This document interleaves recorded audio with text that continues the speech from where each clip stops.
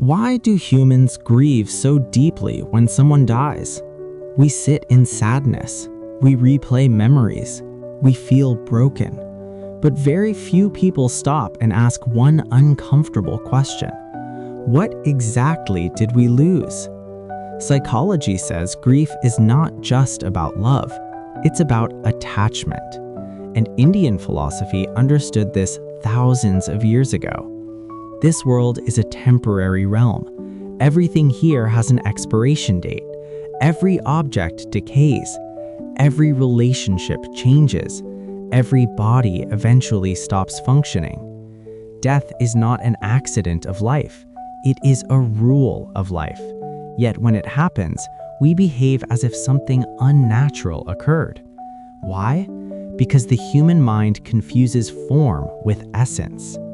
From a psychological perspective, the human body is a biological structure, a system of organs, memories, habits, and patterns. Indian wisdom describes the body as a container, a vessel. When life energy leaves that container, what remains is only structure, no awareness, no emotion, no presence. That's why the body suddenly feels empty. And here's the uncomfortable truth most people avoid. If love was truly for the person, why does it stop expressing itself once the body becomes lifeless? Why don't we sit beside the body and continue conversations? Why don't we feel connection anymore? Because subconsciously, we were attached to the form, not the essence. Psychology calls this object attachment, bonding to what we can see, touch, and experience physically. When someone says, "I loved them deeply," what they often mean is, "I loved how they made me feel. I loved their voice, their presence, their responses. I loved the experiences I had through them." That's not wrong, it's human, but it's important to understand what that love was tied to. Indian philosophy makes a sharp distinction. The body is temporary, the life force is not. Psychology would translate this as the body is the stimulus, consciousness is the experiencer. Once the experiencer leaves, the stimulus no longer produces emotional feedback, and the mind panics. Modern psychology explains grief as resistance to impermanence.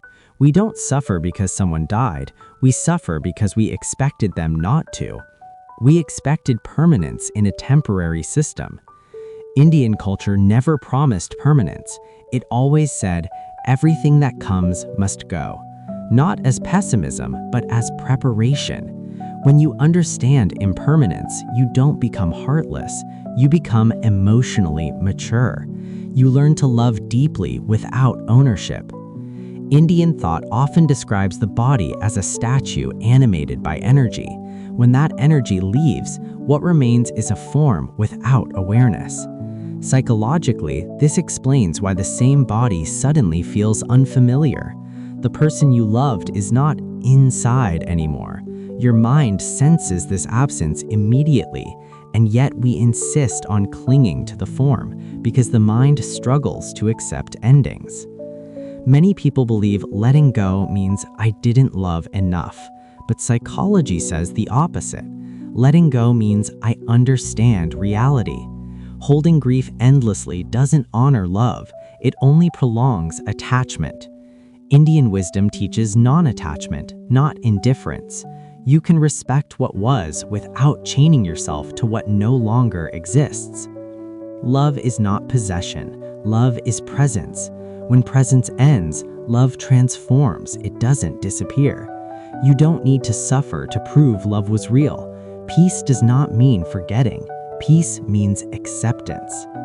Once the mind accepts this is a mortal world, every form dissolves, every relationship has a role, not ownership. Grief softens, fear reduces, life feels lighter. You stop asking, why did this happen to me, and start understanding this is how existence works. The body is temporary, attachment is learned, suffering is optional. When you understand this, death no longer feels like cruelty, it feels like completion.